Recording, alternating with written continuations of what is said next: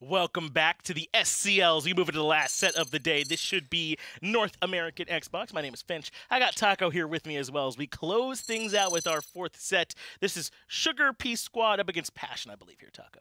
And Sugar Pea Squad, I'm loving the logo, by the way. I that is one thing. I saw Teep complaining a little bit about it on the internet, and well, I just gotta say, Teep, I love the Sugar Pea Squad logo. Yeah, I think it's a good logo, and I think these are some good teams. Certainly going to be some names you recognize. You already said that Teep is there for Sugar Pea Squad, right? That's the Teep Squad. This Passion Squad, though, is pretty scary, too. Fatal Ghost, Crimson, Delnyy, all on this team. I expect some good things that we're going to be seeing from Passion for sure. These are players that have been around the scene for so long now that they have essentially been the backbone of the scene for a very long time as well. So tons of experience from both of these squads, and since they're both so familiar already with each other's playstyles, I expect to see the picks and bans phase kind of reflect that knowledge that both of these teams have over each other. In that I won't necessarily expect there to be, you know, direct meta ban away picks so much as what I would probably expect to see teams looking for the target picks and bans. And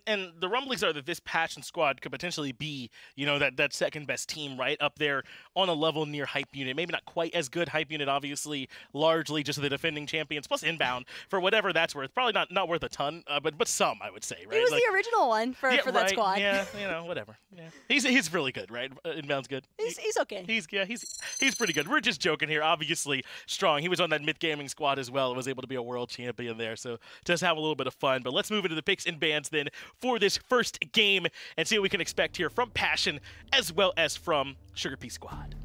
And Sugar Pea Squad will have the benefit of going first. That's what I'm saying. They were scared of it, and they're like, this is the kind of thing that's going to haunt me in my sleep. And I'm just like, with what, cuddles? I think that thing's cute. Maybe some scary cuddles. I don't like how clearly I'm seeing the stitching. That always is somewhat unsettling. I'll give it up for the stitching. I will admit, the stitching throws me off a little bit if it was, like, dark. But sure. If you're on your computer, I mean, your monitor screen is giving you light. That's right. You know that you're okay. You live by monitor light mostly, I imagine, right? Oh yeah, I am a full-on gremlin. People really don't understand. She can be sometimes. It's hard to get her to go out and do stuff. As Achilles, Odin have been banned away by Sugar Pea Squad. King Arthur, Freya banned away by Passion. So far, these all make some sense to me. King Arthur has been so strong. Freya's been a lot of people have been worried about her. This does leave the likes of maybe Najah, Hera still out there on the table to be picked up. But Sugar Pea Squad, they want the Kuzenbo first thing. Something I've definitely noticed about these North American Xbox teams is that they have a tendency to focus a little bit more so towards the solo lane. And I think a large part of that is just Warriors having so much more of an impact, or a direct impact, I should say, on a lot of these matches nowadays, that teams are looking to try and establish their initial pressure from there even. I mean, we just saw in the last set, Benedict's Cavalry, they lost a game purely, I think, off of losing out on the solo lane map side pressure. And that doesn't happen nearly as much in Season 5 and Season 6 as it used to in, like, Season 4 in particular, right, with those Elementals over there. But we saw it happen in our last game. Perhaps it could happen here as well, as Bacchus and Cernunnos are prioritized here by Passion. That's their duo lane, I'd imagine, locked in, and an aggressive one at that. Good luck trying to deal with this Cernunnos if he goes heavy hammer, and then this Bacchus level 1. That's already scary. But look at the front line as well, coming from Passion. Bacchus, Artio, that's great lockdown potential, I think, especially against a god like Kuzenbo, who's more direct focus. I would probably be to try and just focus out the Hunter, keep the Hunter from being effective at all in team fights. Cernunnos, though, I want to see if this is going to be a Runeforged Cernunnos that relies mostly on Winter's stance, but seeing a Kuzenbo on the enemy team, it can be kind of hard to want to opt for the Runeforge right away. That could make it scary, right? Because then you might be doing too much damage to yourself. We'll see what his path's going to be. As so far, it's all been Guardians that are prioritized. A lot of Warrior bans, like with Achilles and Odin and King Arthur, but it's mostly Guardians selected for the front line. Here in Season 6 so far, Warriors have kind of had a bit of a resurgence. They've been strong in the solo lane. You want to fight for that Totem of Ku that's over there now. So there's still a chance, and there it is, for someone like the Erlang Shen to come through, but don't expect him in the traditional role. Probably he'll be in the jungle. That's where I would probably be aiming to put this Erlang Shen to if I were Passion. But more importantly, looking at these picks and bans, looking at the bans, Discordia, Poseidon, Freya, Magic is the focus here for Passion. They are not trying to allow Teep to have any sort of fun whatsoever on any of his ideal gods. So forcing him into the Agni And Agni feels like a response pick as well to Passion because Passion has so much area denial. I think when it comes to jungle engagements that Pea Squad needed some form of return to that AoE damage. They've got the Susano and the Ravana here at this point. So is it Ravana, you think, in the solo lane in this case, I suppose? Or where are they going to be putting these two guys to round out their dress, I suppose? Because they already have the Kuzenbo. Maybe you want him support. Or maybe you want an aggressive support to come out from Susano or Ravana. I think I'd rather see Ravana in the solo lane just because so, yeah. it feels like a lot better of a matchup. And Susano Agni also seems a little bit more potent in terms of setup potential and punish against Janus. Susano jungle is significantly better punish for the Janus. Well, that'll likely be the case then, right? Have that Susano in the jungle to try and lock down the Janus. Let's see where everyone's going. Let's get it over to the casters to take game one. Thank you, analysts. Yeah, it should be a very good game one. Pea Squad up against Passion.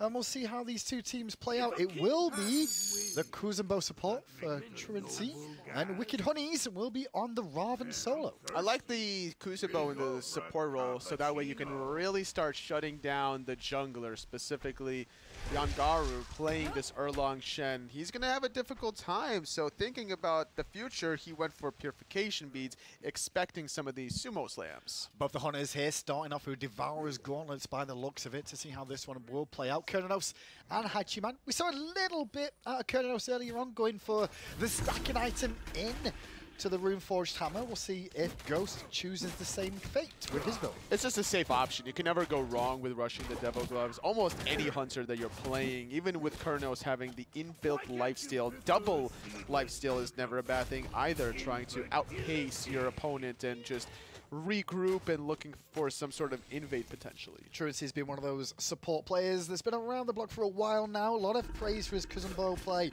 last week from what I can remember too. As we check in with, we'll keep an eye on Mr. Teep and Crimson. That matchup specifically in the mid lane, two established players that are very well recognized in the scene. It's very true. They've been around the blocks, and I'm sure they know each other's play styles inside and out. One playing a traditional Agni, the other another popular god in the console scene on the Janus. Level 2 did just ding there for Hamster, but he wasn't on form with the flop to find it onto BMBobby for the time being. He'll be okay for the time being though as they continue farming up. The first, is that the first one? I guess it is. The first Totem coup is going to go with Passion. Spawning at the 1 minute mark once you complete it, and respawns every minute after that. So at the 1.5 minute mark, it's surprising to see Delnyy control it first, but that's the advantage that Artio has over the Ravana. And unless you group up the whole entire wave, Artio should outclear. A fight over the Harpies and a fight that Kumquat has just made a mistake on.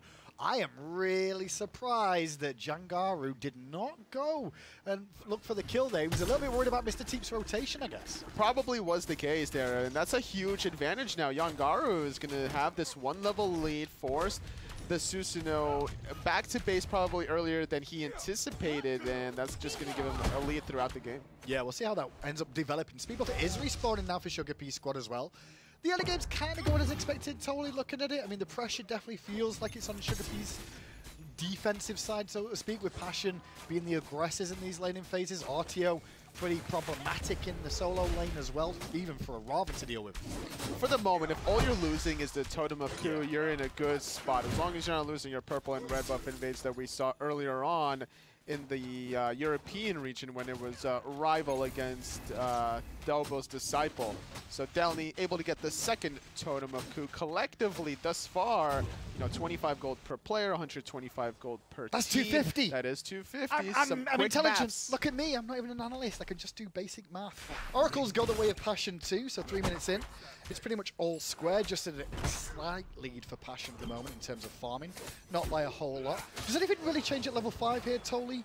For any of these two teams? Oh, absolutely it does. Mr. Teep able to actually poke Crimson if he wants to from a distance. Crimson can out-rotate Teep if there's ever any action in some of these side lanes. I think that the Susano has some opportunity for ganks, but the problem is he opted to go for the purification beads and not the blink, so his ganking is going to be less effective.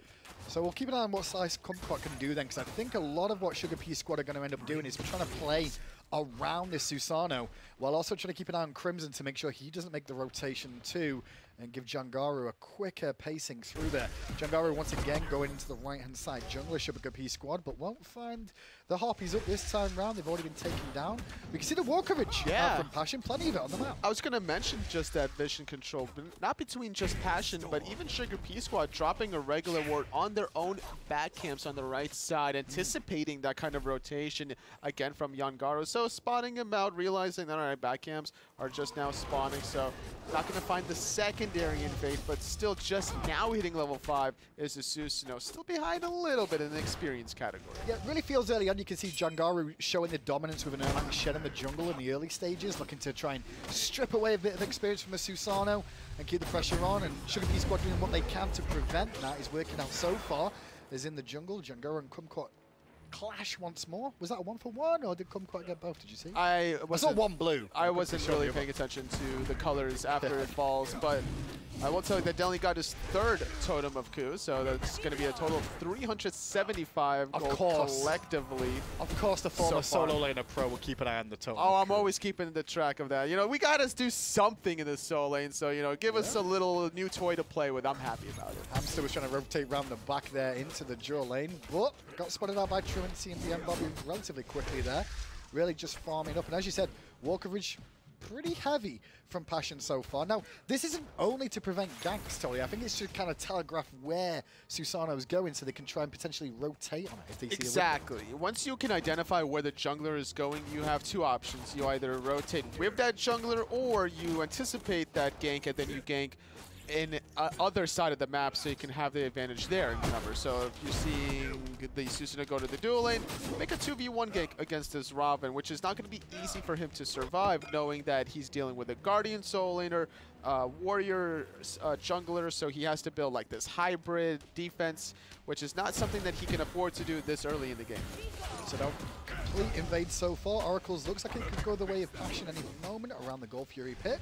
And it's all about those neutral objectives in the mid lane. They do start to develop and cause problems. But so far, both teams haven't really tested each other. The closest bit of action we've had, really, was Jangaru and Kumquat in the jungle on the right-hand side at around 3 minutes. It really is just a case of farming. They're feeling each other out. They're waiting for the important power spikes for most of these players. Finishing off their Devil Gloves is both hunters just now at the 6-minute mark.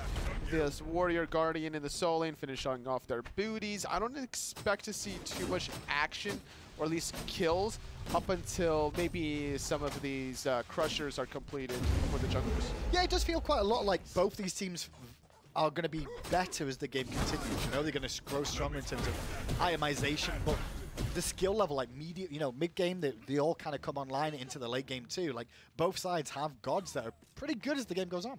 I think that they both have gods that are good early game as well. I'm surprised that Hamster wasn't making more plays with the Bacchus. You know, you catch the belly flop and toxic in combination, and you could even force somebody to back off of that alone if they're not careful. And there was aggression in the dual lane where Hamster tried to get the early belly flop, where Truancii was still level 1 at the time, while Hamster and Fatal Ghost was level 2, but they couldn't really make anything out of it. Yeah, both the supports now transferred their attention towards the mid lane a little bit more now, making the trio of the jungle support and mid start to bring action to the fold for now. At the moment, right inside though, blue buff going down for Delnyy, and you can see that Erlang was over there to pick up Annie's Harpies. So it's a 3-man split versus a 2-man split. There's a lot of jungle up right now for Sugar Pea Squad that I don't think there's a reason to be sharing that mid wave as 3. There's a lot of players there in the mid lane, but it makes sense because Mr. Teep has so much range with those Agni bomb stuns, and if you can catch somebody slipping, looking around the left side mid Heartbeat camp, that's an easy pick opportunity. Nice little stun out of Truancii, going to prevent Hamster from finding the stun that he was looking for. Mr. Teep did dash away already before that, but the main focus is the red buff, which will go the way of Sugar Pea Squad. So much focus this season at the start of it on these red buffs. They just add up so much. Every 2 minutes, you know, you get every 1 minute on the Totem of Coup, red buff, purple buff adds up as well because of the experience that you're denying. Like, if Totem of Coup gave experience to the team, would have been a much higher contested objective with junglers potentially rotating across there, but not the case. So leaning a little bit more towards the purple and red, and it's almost like global gold anyway, because you're stripping away the mid laner's opportunity to get that golden experience, which in turn helps out your own mid laner. So even if the dual lane has that advantage, they're basically making it a global positive for the rest of the team. There's a ward there that Jangaru just stepped on as the stun came out from Delnyy.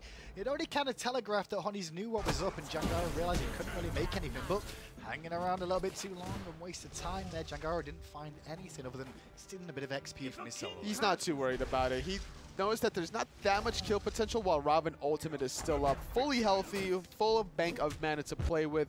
He's going to be able to Mystic Rush out of danger anytime, have that damage mitigation, overhead kick, so there's no real kill threat until maybe Delnyy gets Breastplate of Valor, gets himself that 20% cooldown reduction, is able to whittle down Honey's health bar, and then, only then can Jangaru really rotate. Well, Pyromancer is about to spawn in about 30 seconds time, and when we look at objective control, I'd say I'm leaning a little bit towards Pea Squad with that Agni in tow to try and cause some problems and secure it. It's probably one of the better secures that they've got on this map so far, whereas Passion would be relying a little bit more on Crimson Land and the ultimate, or Hamster with the, the Intoxicate can be useful, but it still won't outtrade an Agni Bomb. That's true, and speaking of Agni Bombs, going for a different build than we're used to seeing with the Shoes of Focus. Now, Spirit Magus makes a lot of sense.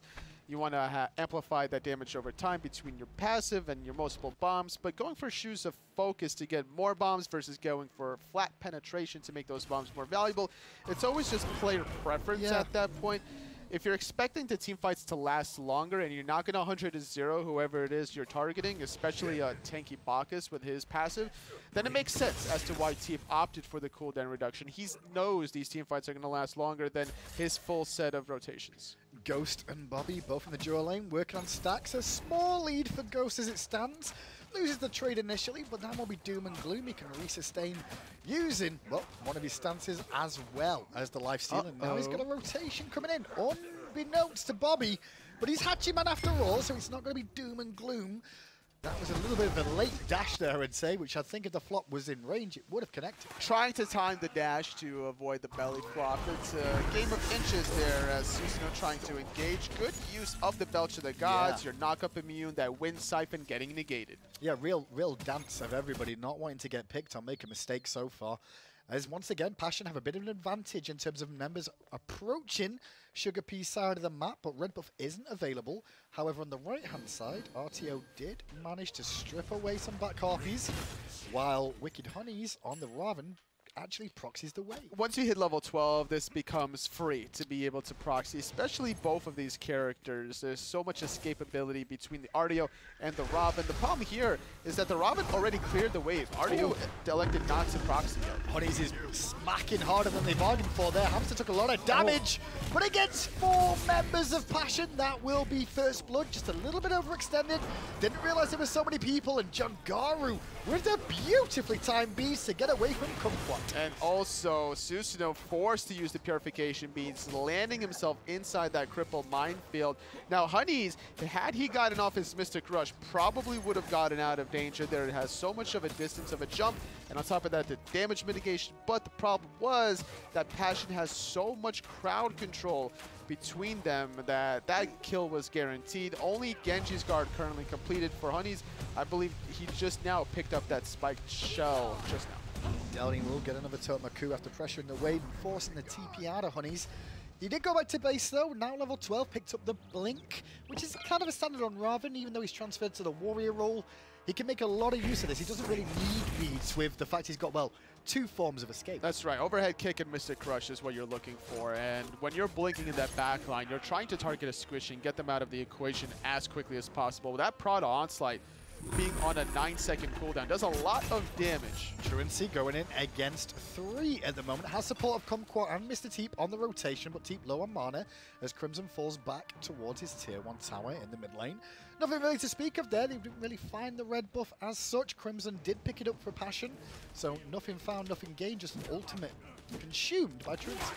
Still looking for something in the mid lane, a little bit of a 3-on-2 scuffle while we're seeing Honey still undeterred after that death, aggressively looking for an invade on those back camps, really making it happen in that solo lane. Passion are really like putting out a lot of war coverage. Look how many wards they've got in their inventory right now. It's not something you see every day, but sentries and normals picked up by almost everyone, barring the hunter. No shock there. But making sure it's really littered the whole time with wards to try and stop any of this aggression. They have combined 22 wards in 13.5 minutes. That's more wards than most of my ranked games combined. Is that too many, though?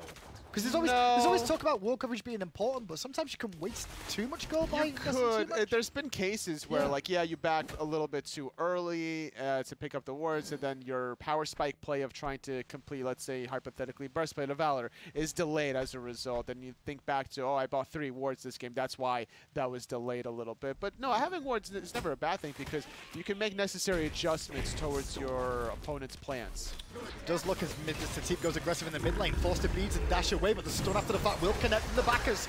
Nice war engraved from Truancii, denies that, and it's actually the fat man with the alcohol that's gonna be the first casualty of this fight. Teep gets it with the passive. The dots are good. The Spear of Magus is even better to amplify it with extra penetration as Bobby is gonna get bullied away from his own purple buff. Ghost is just healing so much between that spring stance season and those devil gloves. Bobby, despite being on the same level, not in the same health category. Yeah, interesting trade there. Actually, Sugar P has come out on the negative in that one overall. Yeah, sure, they did secure the purple, but Bobby was forced to use his Aegis defensively as Honey's now trying to take the totem of coup.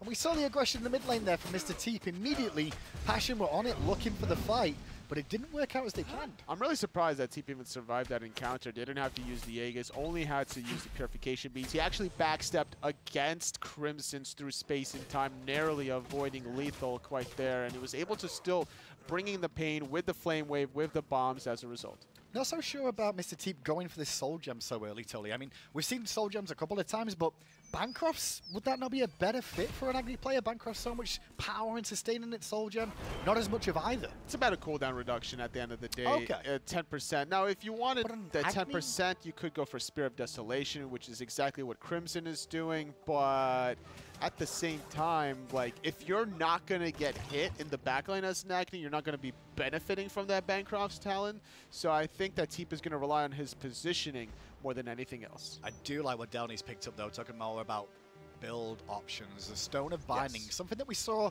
well, introduced in around Season 4, but now had a couple of changes for Season 6 here, where the aura is going to be a little bit more impactful. That's right. So now instead of amplifying everyone teammate around you penetration, instead it's going to lower the protections of that one individual target that is CC'd by 15, both physical and magical. So it's good in the sense that you're going to blow up that target, because there's been instances in the previous iteration of Stone of Binding where you might have been out of range to receive the penetration buff from your Guardian that is CCing, but now you're guaranteed to deal extra damage to the individual target. The only difference where you might have wanted it beforehand is if you're, let's say, an Agni player, you get that penetration buff, and now all of a sudden you're bombing 2 to 3 people with that buff. But more often than not, this is a better case that'll just be better in more cases than not. Gotcha. So keep an eye on Delnyy as this game continues, because he provides a lot of CC. Even the cripple field will help to provide that consistently onto the targets he's around, so they'll take a lot more damage. And it will allow, you know, the targets like Erlang, Shen, and Bacchus, and Unstable Vortex to all cause a ton more damage. Cripple, a root, stun. Good times. 3 forms of CC for Delnyy to utilize for that Stone of Binding. Not only that, Jangaru now in the jungle, and the Erlang Shen has gone for the Rune-Forged Hammer too, so he's going to do a little bit more damage while these targets are under the effects of CT, so just looking to amplify each other's damage here. Not too much action in this duo lane. Bobby going to respect Fatal Ghost. A fair bit. Yeah, but none of them having a kills or deaths quite yet. Gold Fury has been relatively quiet between these two teams, but I'm expecting that to change here momentarily. Level 17 versus 16 Hunter.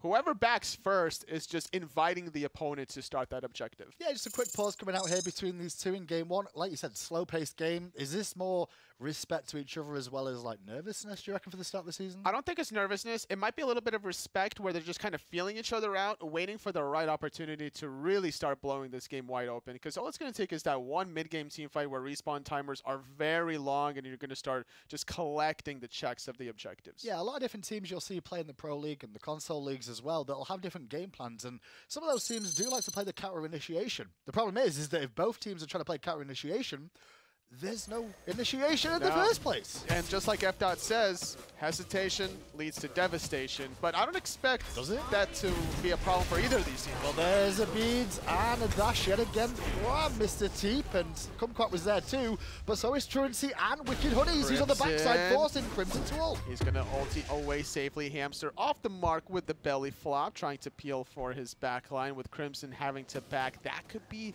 the ghost, the green light that Sugar Pea Squad needs to force this objective. The heavily banner amplifying everyone's attack speed. Yeah, well, Space of Time is down, and that's one of the secure objectives, and there's the ultimate Typhoon through from Susano. Gold Fury gets reset in the end, but Teep picks up Delnyy, and after the fact, Bobby follows up with a big old charge as Wicked Honey punches Hamster. Honey just dunking on them in the backline, really shutting down Delnyy, and with those two picks, Sugar Pea Squad got what they came for. They abused Crimson, forcing him out, forcing the ultimate, knowing that they could bait out the Gold Fury in a 5-on-4. That Intoxicate after the belly flop was used very early, thinking that the Gold Fury was still in leash radius. Dropped the Intoxicate in hopes that it was going to steal the objective, but a beautiful reset out of Sugar Pea Squad. I think it's kind of showing exactly what I was talking about, Tolly, though, that both want to be counter-initiators, so to speak, because as soon as Sugar Pea Squad get jumped on, Teep beads and disengages. But as soon as Crimson loses his ult, that's when Sugar Pea Squad, hey, we've got a window now. There's no way they can really stop us at this Gold Fury. We should go and fight him. To be fair, I think that's the most optimal strategy is the counter engage. Like, if you're against a double global jungler, right, Thor, Ratatasker, or like Dantos, whatever, the second jungler to make their presence is usually going to win with the cleanup. So they might get one kill in the engagement, but then it might be two in response. Exactly. Right? So it's better to make that trade as long as you're prepared for it. Now, if you're like, oh, we're always looking for the counter engage, but we don't know where the engage is happening in the first place, that's a bad way to play it. Solo lane still boxing match going on. Level 18 for Honeys here. Just a bit of an advantage. As now wards start to begin appearing around the Pyro and Fire Giant too. Specifically knowing the Gold Fury went down for the first time this game. And that's all it was, just once in 20 minutes, which is unusual compared to the rest of the day. It's very true. I don't expect much off of that Gold Fury. Still very passive is these two teams in terms of anything on the right side of the map, with Fire Giant being a lot riskier this day and age. More protections, more health, another mechanic that you have to worry about, those lava pools coming underneath you yet again. Makes it tricky for melee characters to stand close to each other. So the team that strikes first too early on that Fire Giant could be punished. Kumquat already gone for the Ancile in terms of his build, making sure that Artio will get silenced a little bit if he gets up close and personal. Same can be said for Crimson, and that could cause those two characters some specific problems with those silences. But as well, Bacchus, if he gets himself in the mix, shuts down those belches. That's right. There's 2 damage over time magical abilities on the side of Passion between the Artio and the Bacchus. Undulate great against both of them. Crimson is going to have a weird timing window where if the Susano dives the backline, with Blink especially, could be forcing beads out of Crimson. I can't say, Tolly, it looks like we're going to go later because, you know, the Susano Kumquat here, gone for Transcendence as his next item, 5th on the shop, so to speak, in terms of items built so far. That's a late game item that takes a while to stack. I don't hate it, especially with how slow this game has been. Now, even without stacks, you're only losing about 21 to 23 power, somewhere in that range, by not stacking this item up. So you're still getting a good amount of power, you're getting a lot of mana. More importantly, you want the cooldown reduction from this item so that you can just get in that backline, and the scaling, the physical power that you get from this item is going to amplify Susano that much harder. Yeah, that 10% extra cooldown reduction will come in handy eventually. Left-hand Harpies going to go the way of Sugar Pea Squad. Kumquat meeting the Erlang Shen there on the right around those Harpies that are due to spawn momentarily. And other than that, it's just business as usual. Both hunters have the same builds so far.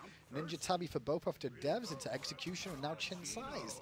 So any health builds so far would be a little bit detrimental. There's not many of them though, Tolly. It's mainly protections that. Hey, you want to guess their next item?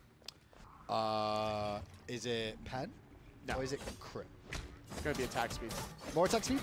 What do you reckon? Odysseus bow? Yeah, it's got to be Oboe. That's like normally the build after chin size executioner. You want to be hitting the front line, which is obviously going to be trying to dive you, and hopefully that your Oboe is going to proc. Space and time fight in mid, and a 3-man stun makes that even more. Crimson's Aegis bought him a lot of time to get away from the damage after that space and time too, and portal back to safety.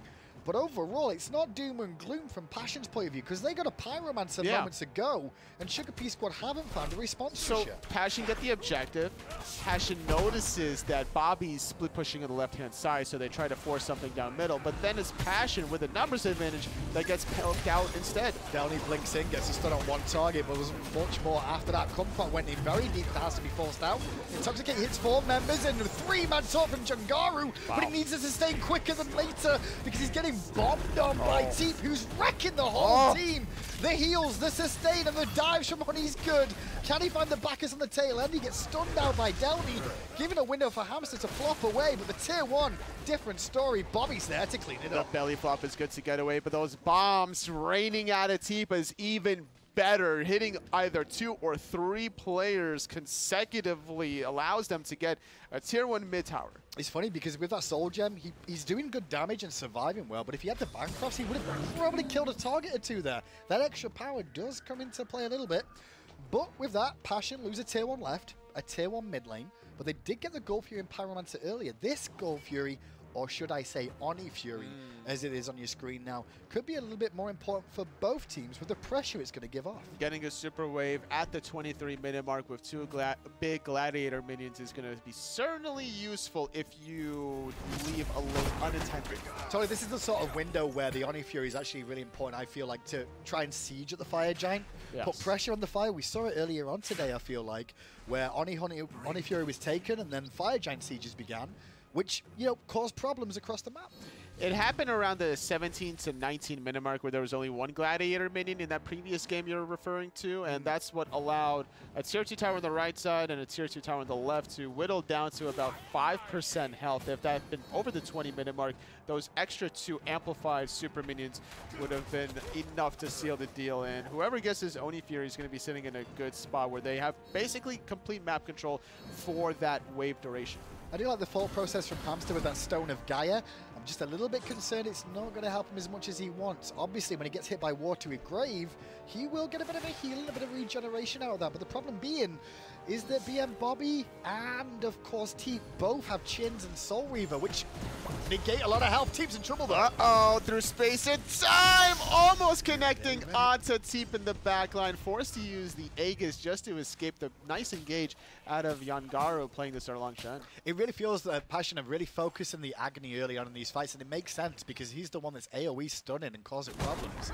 But getting his relics on cooldown consistently should delay him doing anything around this Oni Fury. Especially with Blink available for Honeys, you know that he's going to look for it. The Gold Fury is going to be taken by Sugar Pea Squad, but they're not done yet. They sense blood. They're looking for more. Ghost will go down to Honeys in the back as he gets isolated. 4 members of Sugar Pea in the mid lane, but there's no tier 1 tower standing. The question is this a tier 2 push or a Fire Giant look? Could be, looks like the tier 2 tower. They were thinking about it. The Susano was kind of leaning towards the right side of the map, diving the tier 2 tower right on top of Hamster. I'm not sure if this is the play because their backline is more focused onto Delnyy. Yeah, Mr. Teep's dashing into Delnyy, but now Teep's a bit too far forward.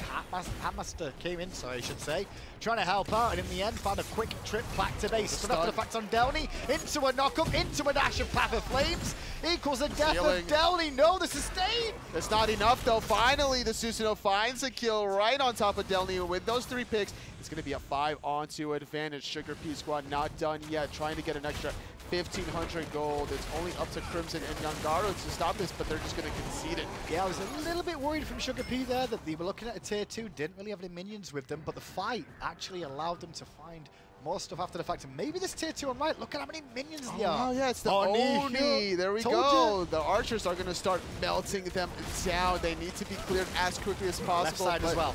Jangaru just left that unchecked, and like you said, the left side was left unchecked. So a beautiful diversion tactic.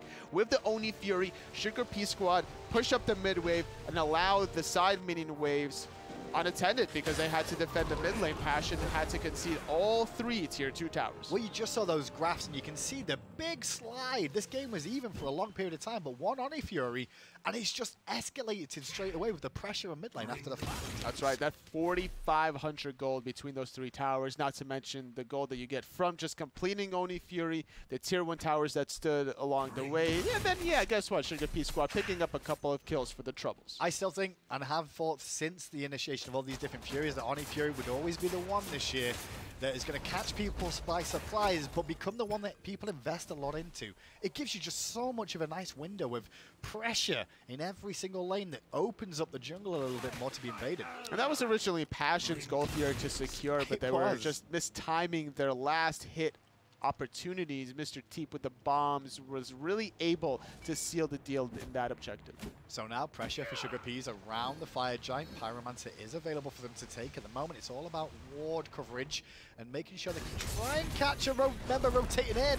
And they catch Jangaru, but the bomb's just off the mark for follow-up to bring him down. His ultimate's still available, so it's not doom and gloom, but he will need a trip back to base. Well, for the moment, that could be the sign that Sugar Pea Squad could force up this Fire Giant if they wanted. It is after the 25-minute mark, so the enhanced Fire Giant is a good opportunity to start sieging these Phoenixes. It's pretty slow for the Pyromancer from Sugar Pea Squad there, but it's still not been pulled and been reset a couple of times again.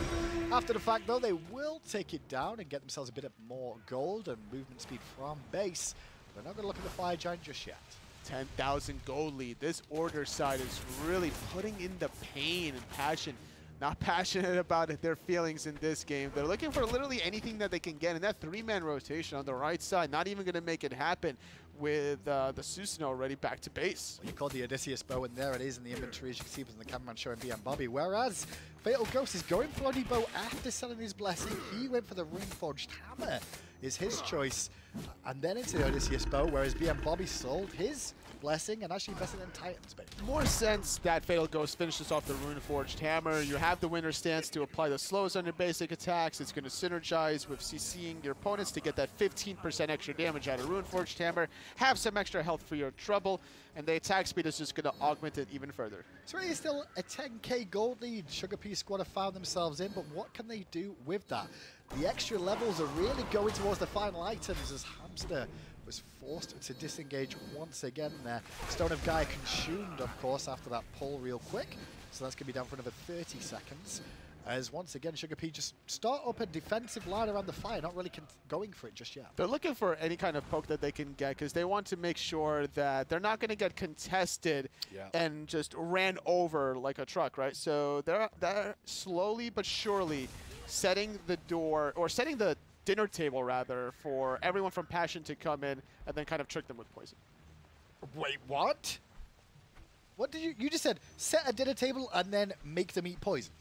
Yeah. I'm never going to a dinner party at your house ever. You just did yesterday. That wasn't a dinner party. Fair. There you go. But there was food. Was there poison in the food then? Are you still alive? I didn't eat any. Are the other people No, still alive? I don't know. We'll see if Agro's still alive. I mean, Agro's still alive. Fire Giant has been pulled. Remember, this is an enhanced Fire Giant. Does a way more damage at this point.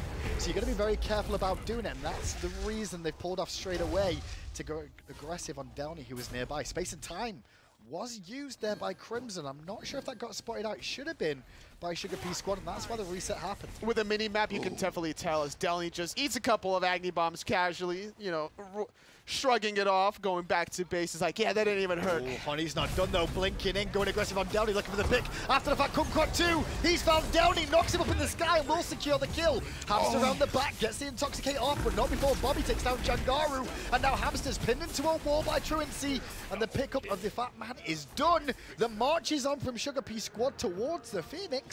I'm not sure they can end off this. I don't know. minions. They might be able to. Crimson doesn't have through space and time. Fatal Ghost, no Wild Hunt either. Guaranteed right side Phoenix going down. No towers to speak of out of Passion as Susano tries to make it happen, but he's going to pay with his life. I was going to actually commend the Susano for his display of mechanics when he was able to dive the backline, kill Delnyy, and then barely jet stream away as the Intoxicate was slamming on the ground.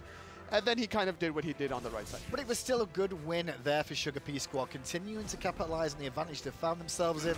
They get themselves a Phoenix on the right-hand side, even before getting this Fire Giant, which means that quick trip back to base here, 4 members strong. Do you wait for Kumquat in this situation for the Fire Giant? Oh, you have to, because you're going to be fighting 4v5. Otherwise, everyone is respawning out of Passions. So if anything, getting a right side Phoenix is good, but it delays your Fire Giant. But at the flip side, you don't expect Passion to do the Fire Giant with their 5-on-4 advantage.